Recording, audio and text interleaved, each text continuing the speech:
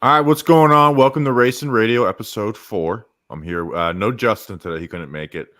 Here is Steven Taranto, who covers NASCAR for CBS Sports.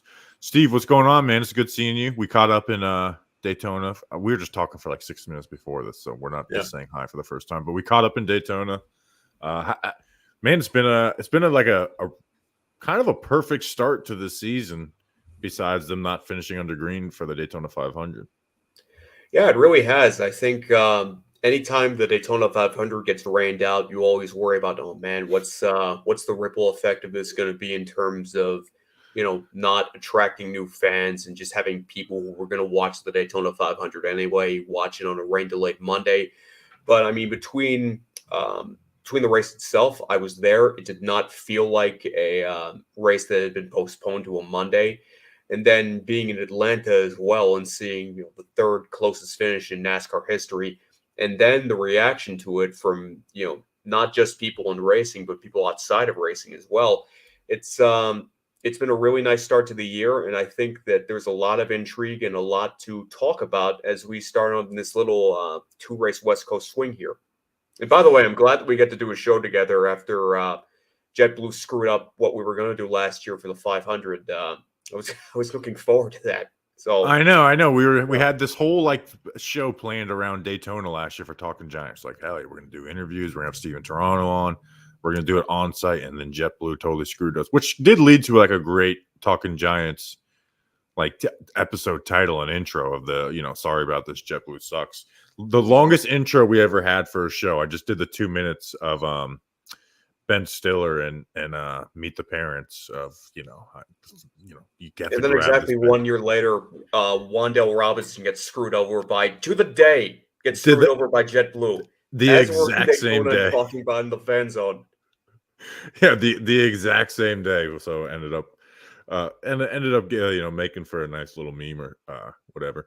Um, but yeah, the reaction to that race was nuts, right? And I do want to talk about that with some of the social media reaction, Yeah. um, that all that went with it. As do And I, because I seem to have caused a bit of a stir this week as far as where it ranks, where it doesn't rank. And I actually have another story about that from the racetrack. So where would you before have it ranked? Because I saw one of your tweets about 03 Darlington, which I agree 100%. That is to me the greatest finish of all time. The way they are battling. Kurt Busch lost his power. Like no finish. I think it's damn near impossible to top that yeah. finish. But this was like, man, this was like still a huge moment. It's just like Darlington, Ricky Craven, and Kurt Busch is just like untoppable. Yeah, well, the reason I said what I said is just because I don't want people to be prisoners of the moment. Obviously, recency bias is a real thing. There's a real temptation to, say this is the most incredible thing that has ever happened when something really, really incredible happens.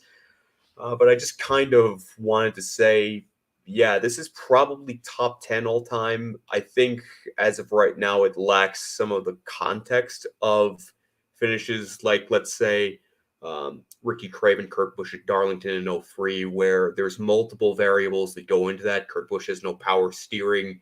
Uh, that race for the win plays out over like the last 20 or so laps, and especially the last 5 laps, or like 1979 Daytona 500 launches NASCAR to national prominence. So I think before we really get into ranking that finish, we need to take a little while to see exactly how it gestates and makes sense in the context of things overall. But I do get it. It's 3 cars separated by 7/1000ths of a second, and I don't know. Um, I saw something after the race where it was like the distance between Daniel Suarez and Kyle Busch, which was Kyle Busch finishes third at 7/1000ths of a second, and it still would have been good for, I don't know, either top 5 or top 10 closest finishes in NASCAR history. Yeah, it would have tied it for like 10th. So I do get it. I do think it's incredible, just like everyone else. But I kind of wanted to just say, wait a minute. Let's not, you know, let's not go crazy when we rank this. And I think like for NASCAR, when you're ranking finishes, I think the historical context means a little bit too. Like Kevin Harvick at Atlanta, in Yes. '01, like that. Thinking of that can like bring me to tears, like how big of a moment Mhm. that was for the entire, because it's one sport, every competitor, every single week, unlike other sports where it's one versus one matchups. So I don't think it has like the huge, and the fact that it's a drafting track. But what I will say is, to me, it's it's to me, even though it's .003 and not the .002, it was the first time I watched the finish to a race, and I thought I guessed the wrong winner. I was like, I think Blaney Yeah. got it. Like Craven and Darlington, you knew, like, without matter of without any doubt, Craven won, partly because of the Pontiac nose sticking out. And then even Johnson Boyer, like, if maybe that one wasn't as easy, but if I was like, I think Johnson got that one in Talladega. But that is just like, and it was just 3 wide. And even if it doesn't have that great of a finish, it was already a great race at Mhm. Atlanta. Like them going, like Cindric taking it 4 wide, which was one thing, right? He Oh. did it through the trioval, huge move. And then Kyle Busch goes and sticks it, through all turn 1. And then they were 4 wide the next turn without wrecking. Was like, Mhm. that was like, this is like a get edge of your seat type race. So it was already a great race, and then had just that great finish to stamp it off. Yeah. And, I actually did the exact same thing you did because I was in the media center. I kind of wish I was on pit road, but during cup races, I've got to be tethered to my laptop, unlike, the Xfinity truck races where I can do a bit more just around the racetrack. But I called Blaney too initially until I looked up at timing and scoring and it said Suarez. But anyway, I alluded to this, and I kind of wanted to share this story, um, just as we talk about, where do you rank finishes, all-time finishes after they happen. So Daniel Suarez finishes up his press conference, and naturally, I get what I need to out there, and once that's done, I've got to go to the bathroom. So I scurry out of the media workroom, go to the restroom, do what needs to be done, finish up, go wash my hands, and the guy besides me asks, "Hey, you think that's the greatest finish ever?" And there's 3 sinks there, and on the far end sink is Daniel Suarez, because he's got to. Apparently, he had to go to the bathroom too. So I have to take a very diplomatic. It's difficult. I'd say it's top 5 all time. I think it's. I think it's good to put it there. So like I couldn't actually commit to saying yes, this is the greatest ever, or no, this isn't the greatest ever, because I don't want to. I don't want to poo-poo or downplay what Daniel just did. And then as I'm drying my hands off, I just shout at Daniel, "Hey, that was awesome! Felicidades!" That kind of thing. That's just something, one of those behind the scenes things that happens when you're media Well, at a it was NASCAR race. probably less awkward than when you asked Daniel Suarez. I should have got the clip of this where you were Yeah. like, Well, I posted that clip. I texted you about this Yep. because you said, to quote the great philosopher Mike Joy, Like, "Have Joy. you ever?" which is like an all-time NASCAR line. Everyone knows what you're saying except for Daniel Suarez, and you got Yeah. a good save of like, "Have you ever seen a finish or a race like this or something?" And he Yeah. just I, gave I, it the I most like even, it's a good, PR media answer. yeah, it's a good thing that in the back of my mind, I said to myself, yeah, Daniel, like English is Daniel's second language, and he kind of learned it like 10 years after Craven Bush happened. So maybe I'll have to clarify this and just be ready when it does. But when he gave me kind of that pause after I asked that question, there was a little moment of social anxiety. Shit, I gotta, that didn't land. So um, either way, I had to make sure that I conveyed what I was trying to get through, and I had another media member say, "Oh, there it is, Steven Toronto with the Have You Ever." So I feel like I was able to get through what I needed to get through, and Daniel, I thought, gave a good answer as well. He had a pretty exciting finish to win his first Xfinity Series race at Michigan, 2016 last lap pass on Kyle Busch, and then he also referenced what won him the Xfinity Championship that same year, and that was a pretty dramatic finish as well. So overall, I think it worked out. It was just, it was just one of those things where it was like, I gotta make sure I talk to who I'm talking to properly and make sure they understand. I want to hit some current stuff. Dale Jr. going to Amazon, Turner Broadcasting. Is it going to be 10 total races for Amazon and TNT, I believe?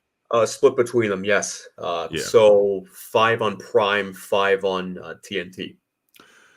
He said, before the season start that he hadn't re-signed with NBC. How did I know that these companies throw a bag at them, but like, how do you see NBC going forward? Because I think their broadcast team does a really good job. I think he's got, great chemistry with Steve Letarte and Jeff Burton. Do you think they just kind of roll with Letarte and Burton, or try and add a fourth person in there? No, I think they do exactly what they were doing before Earnhardt joined that broadcasting team, which was a three-man booth with Rick Allen, Jeff Burton, Steve Letarte, their first 3 seasons. And quite frankly, I understand that Dale Earnhardt Jr. adds a lot to the broadcast, and I think it's become quite good as an analyst. But I was always just under the impression that always had the thought that a 4-man booth was a little too busy and there was a little too much going on there, because you could tell that production-wise, they kind of had to try things to make it work, like having Rick Allen and Steve Letarte in one booth, and then having Jeff Burton, Dale Earnhardt Jr. in another booth, and having Rick Allen pitch to their drivers, okay, what do you think of this, as opposed to just kind of allowing Rick and Jeff and Steve to, have that traditional 3-man booth dynamic and play off of each other. I would like to, and I'd like to think that we're kind of just getting back to 3-man booths. I know that, Fox did that rotation for a couple of years before they hired Kevin Harvick for this season. And I think that that's kind of allowed me to look forward to, okay, how is the dynamic between Mike Joy and Kevin Harvick and Clint Boyer going to develop? And I think that the NBC booth had pretty good rapport before, and that Jeff Burton in particular, I think really does a nice job in terms of carrying a broadcast as an analyst. So quite frankly, I completely get how Amazon and Turner went after Dale Earnhardt Jr. I think anyone or any executive in their right mind would have done the exact same thing, especially if you're new to NASCAR and you're trying to give yourself some legitimacy and, quite frankly, generate a lot of hype for your broadcasts. I just think it should work out for everyone involved, even though NBC, I'm sure, isn't very keen to lose Dale Earnhardt Jr. I think this will be nice for everyone, including the television audience. Yeah, I was surprised whenever Dale Jr. floated out that he didn't have a contract done with NBC. He kind of felt like, okay, well they'll figure something out. But yeah, I called on February 7th. I tweeted out, Amazon and Turner have entered the chat. So you kind of had to feel like there was going to be a bidding war for Dale Earnhardt Jr. services, and that I don't know how much money does Amazon have. You had to think that they were going to be the highest bidder, And we could have like a Dale Jr. conversation, because Bubba Pollard, who's like a short track racer. I want to get what you know about him on. It really feels like Dale Jr. like post career is like, it feels like he cares about the sport like more than anyone, and that's not a shot at anybody else. It's just like he feels the weight of like to carry on NASCAR and have some roots to his leg, like keeps him, true to his roots while also looking to the future. Like he truly feels like the spokesperson of the series, and I don't see that changing for a long time. Where I don't know, how much, going to the Amazon and Turner and all that stuff, changes things. But like with his media company, Dirty Mo Media, it is kind of like you almost like appreciate him more post career for all that he's doing than what he was doing, to finish off his racing career. Yeah, I think I've said in the past that uh, Dale Jr. is almost like the true believer of NASCAR who goes out to the masses and preaches the gospel of it. But Bobby, you were asking a little earlier when we were off air just who Bubba Pollard is, and I'm glad you asked because for those in the audience who aren't necessarily hardcore race fans, I'll illuminate that a bit. Bubba Pollard is more or less the single best short track racer in the country, the single best late model short track racer. He has a bunch of big wins in big races to his credit. He's got over 100 career victories, including in the big time, highest paying late model races like the All American 400 at Nashville Fairgrounds, the Slinger Nationals at Slinger Speedway, the Rattler 250 at I don't remember where they hold the Rattler 250, but I'll probably remember and feel really stupid later. He's won the Florida Governor's Cup. He's won the Red Eye 100, the Oxford 250, and he's also won the World Series of Asphalt at Bobby Skinner, your neck of the woods, New Smyrna Speedway. And I just said Smyrna. I keep mispronouncing New Smyrna Speedway. I have a There's terrible people habit. around here who pronounce, the guy who worked on my dad's cars, Horace, who's still around, is he called it New Smyrna. So Yeah, it's so people even get worse. people Uh, people get it wrong.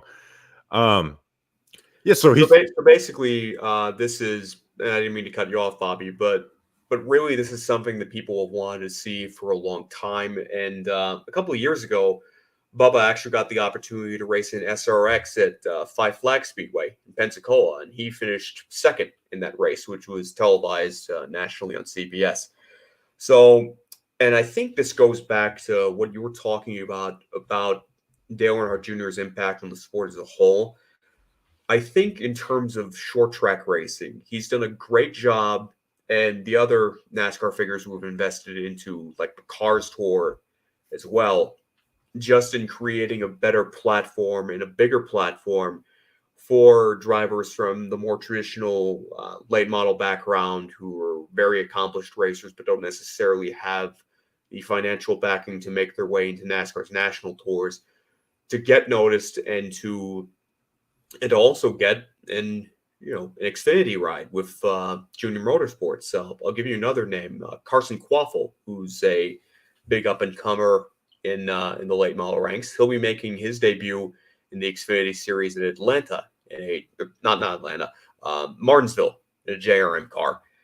And then obviously Junior was the one who gave Josh Berry the opportunity to race in a competitive Xfinity car. And now you see Josh Berry is in Cup, and that's something we hadn't seen out of. That's a height that we hadn't seen a driver who's won the NASCAR Weekly Series championship reach in almost 30 years. So I think that's one of the major areas in which Dale Jr. has had a massive impact on the overall welfare of the sport and making sure it's not only making sure it's growing, but also that it's the foundation of it and the core of it is both protected and prospering. yeah, because the more and more NASCAR becomes about sponsorship backing and all that, right? You kind of lose some of the good old boy feeling, which obviously NASCAR doesn't need to be totally chasing its past, but it's like you do miss some of that, where it's like, Yeah. yeah, this guy, like when you hear stories of the greats, you hear this, of Dale Earnhardt racing with his father, and and so on and so on, of how these guys kind of made it on their own, Mhm. struggled and then ended up making it. Like I'm rooting for Josh Berry to do well, to have a success story like that. Like I'd like to see those guys, do better, more so than some of the guys who just have the financial backing, which is it's just a part of the sport. And it feel like Dale Jr. just like he understands that too, and he wants to keep that alive, and keep the like local short track racing is, that is who your NASCAR fans are, and getting more and more of that. I really like that. So he's just become to me, he's become like the true ambassador of the sport. Like you can't tell me that he's not, putting those guys to race a race in the 88 is not about trying to keep that alive and give those guys opportunities. And giving them, obviously Bubba Pollard had a name for himself, but giving them the opportunities to maybe becoming, the next star in NASCAR, despite the fact that they may not have like the financial backing behind, whatever big And company.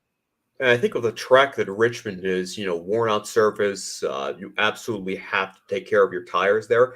I think Bubba will have a really, really good chance to be competitive right out of the box. As long as he doesn't strike me as the sort of driver who would put too much into it or make too much of it or put too much pressure on himself to perform. But, I think if it turns into just a short track race about short track fundamentals, I think he's got a good a chance as any as anyone competing at the race, especially considering that Bubba has raced against a lot of drivers who are in NASCAR now as they came up. He's 37. He's had a pretty long career in late models, and a lot of drivers who have come up. Chase Elliott is or has been a big advocate for the kind of driver that Bubba Pollard is. So I think he'll acquit himself well to the highest levels of NASCAR. Yeah. So I'm going to be rooting for him. Like I want to see guys like that win, and try and keep the sport growing. As they chase the new fan, which I want to talk about here, is like it's important to also cater to the lifelong fan who does kind of miss the good old days, right? Like, yeah, you got to move.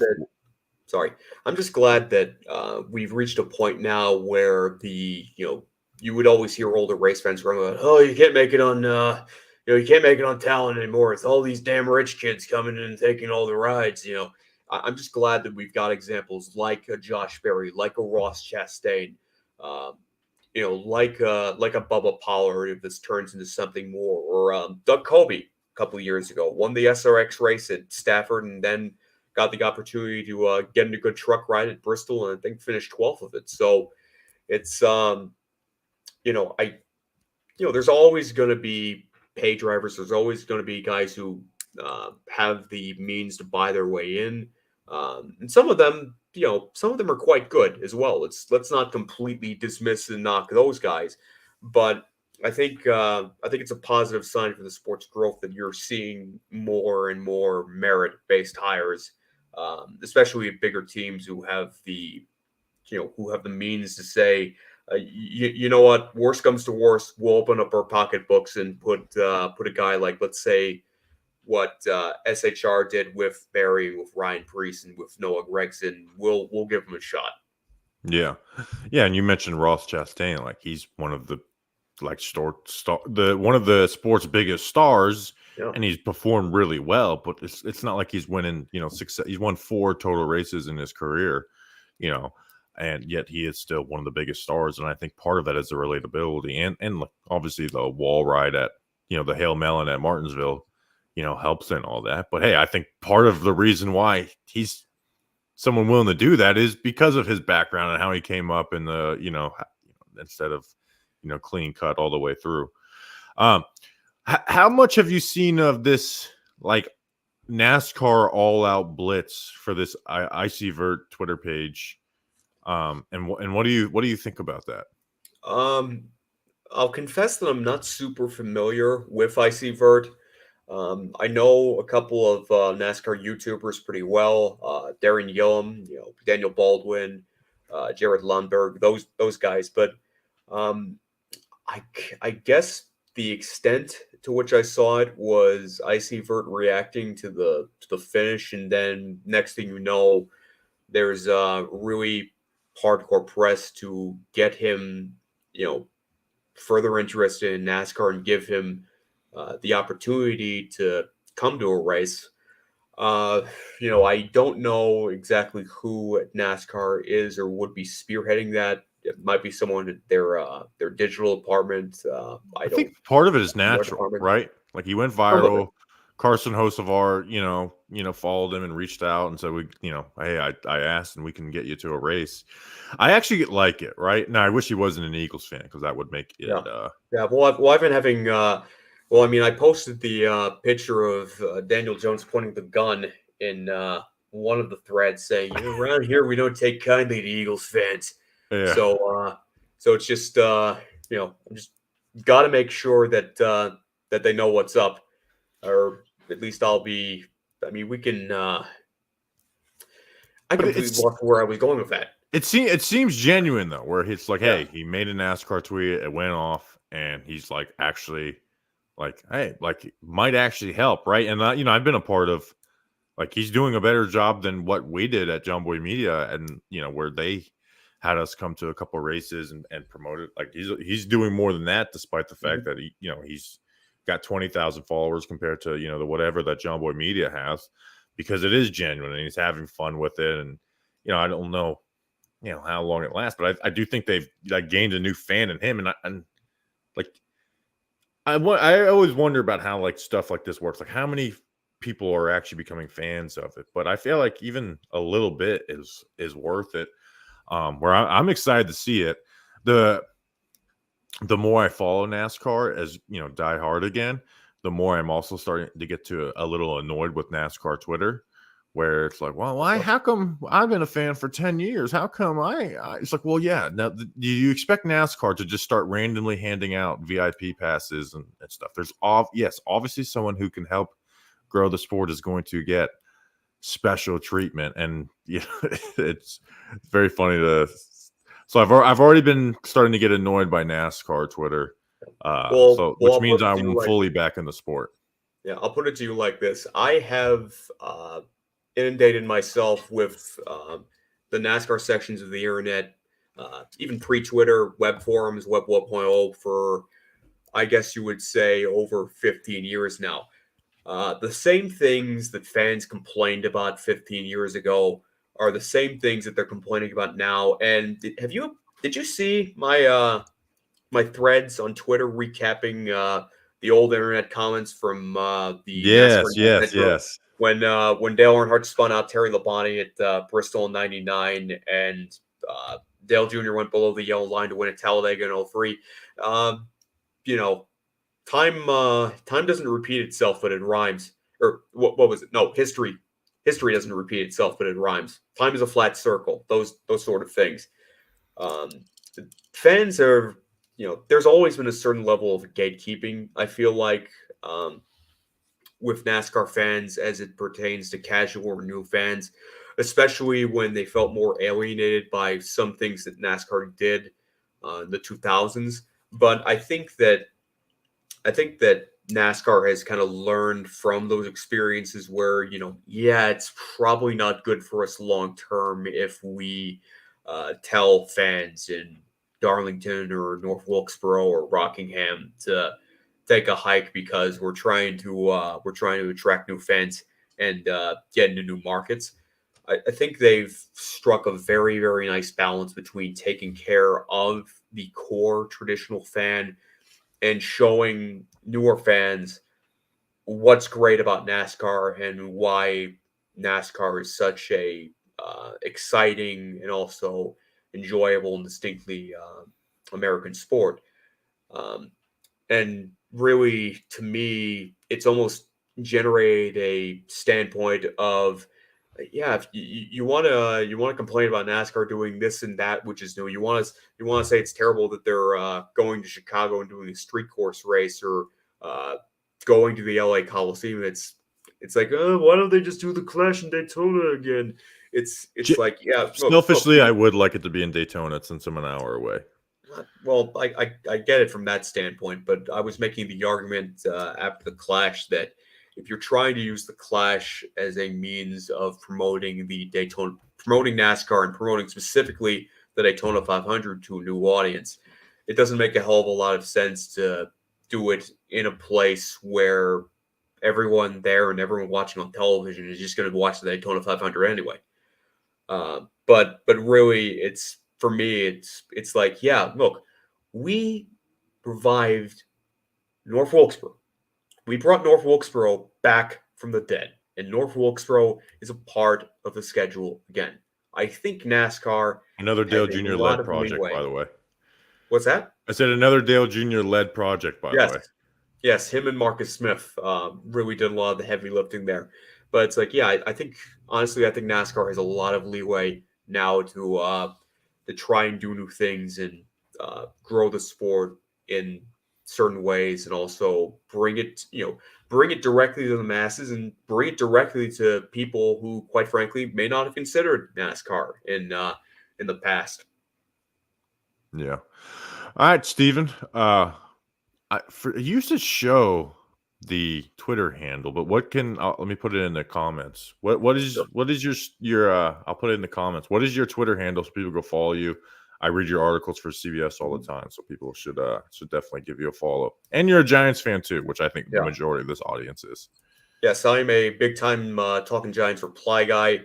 I was on the live show at Charlotte Motor Speedway a couple Mhm. of years ago. I was A actually the famous first. show. Yes, I was the first guest on that show, and it wasn't my best. I will confess. I think I was a little woozy myself from the Natty Daddies, and then Mr. Brownstone came in and just changed the course of history. So that's Truly. It's, yeah, that gets forgotten about. But anyway, my Twitter handle is at storonto92. That's two A's and an O in Toronto. So not spelled like the city in Canada, but pronounced the same as it. And then I'm also on Instagram now. I'm using that more often. I'm using that to showcase some of my racing photography, and I'm also well, I gotta follow you there. This is good. looking to model some of my racing gear, racing jackets. You might have noticed I wore my Alan Kulwicki shirt I for did this. notice that. You got some glimpses of that. So those are two places you can follow me. And for my race day coverage, cbssports.com/NASCAR. We've got news stories, preview stories, betting previews, and then live blog race coverage on Sundays. So that's where you can find me.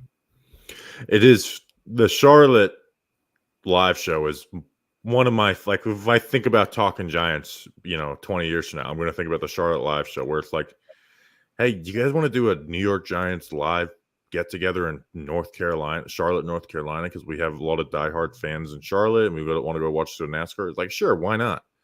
We got like 20 people out there. We're like, okay, this is cool, right? But it's only for these 20 people. And it literally became a rallying cry for the Giants' first playoff win since Super Bowl 40s. I mean, Let's win some games. It's like my brother watched that show, who's not a Giants fan, and he's just like, this is the funniest thing I've ever watched. So many elements to it, just the holding the microphone out, all that good stuff. So yeah. Oh, by the way, I see Izza in the comments saying sorry for thinking that I was Anthony from iRacing. I actually used to be quite the hardcore iRacer myself. I had 20 career wins in iRacing. Ran it a lot when I was in college. Still occasionally run it, and as a matter of fact, I think I'll run the NASCAR iRacing Series race at Las Vegas tonight. I might get the wheel out and hop on. I kind of want to. It's if there's some things I would do if I won the lottery, and I could end up getting this on my own. But it's like, it'd be like, get whatever diecast I want. Mm-hmm. Sponsor a Truck Series team, and then give myself like the best iRacing hookup. Those would be my first 3 orders of business before I paid any bills, before I bought a house. Those would be like the first 3 things I do. There was actually a guy who won the lottery in Virginia who proceeded to take what he won the lottery and buy a Truck Series team. Joe Danette, if you wanna look him up, he fielded a team for Ron Hornaday about 10 years ago. So there is a precedent for that. There is someone who has taken their lottery money and gone racing with it.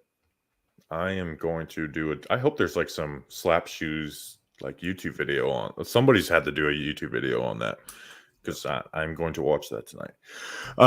Steven, thank you as always. I'm sure we'll be doing this again. Yeah. And to everyone else out there. Las Vegas pick. Who's your pick for Las Vegas? I went pretty safe this week. I would say Kyle Larson, just based on his history since joining Hendrick Motorsports there in 2021. Won his first race for them at that track. He was second in the spring race last year. Won the fall race last year, and there's nothing to suggest for me that he's not going to be in the mix to win this week. So I didn't go on a terrible limb. You can check out some of the other picks I made as well on Sportsline. But yeah, I'd say Kyle Larson is my pick to win this week. Kyle Larson. So we're doing a point system this year where if you pick someone and they win, you can't pick them for the rest of the year. Yeah. Oh man, Bubba Wallace finished 4th. I mean, all the Hendrick guys finished 1, 2, 3 in the March race. What if it's the other Hendrick guy though, Chase Elliott? I actually trying to take a cautious approach with picking Chase Elliott early in the season, just until I see concrete evidence that he's all the way back from his 2023 form. But I will say that I'm actually really interested to see how Alex Bowman runs this week. Because not only did his last win come at Las Vegas 2 years ago, but if you'll remember last year, before his sprint car accident, before the injury, he was as good as any driver in Cup statistically. I think he led the points for a couple weeks early in the year. So this is going to be a good test to see if he's all the way back as well, which based on the results of the Clash and the 500, not necessarily last week, he got wrecked down on lap 2. But I think that this is going to be a good showcase to see, where Alex Bowman is. And quite frankly, I think he should be very much considered a threat to win just as much as his teammates at Hendrick and Byron and Larson are. You know what? I'm going to go. I don't know if I'm going to pick Kyle Busch. So I'm going to pick Kyle Busch. This is home track. And if he runs bad here, I'll be like, okay, maybe not pick Kyle Busch unless we get to another drafting track, which, hey, he's leading the points right now. So I'll say the points leader takes the victory. All right, that's an episode. We'll see you on either Sunday or Monday after the race. Until then, let's go racing.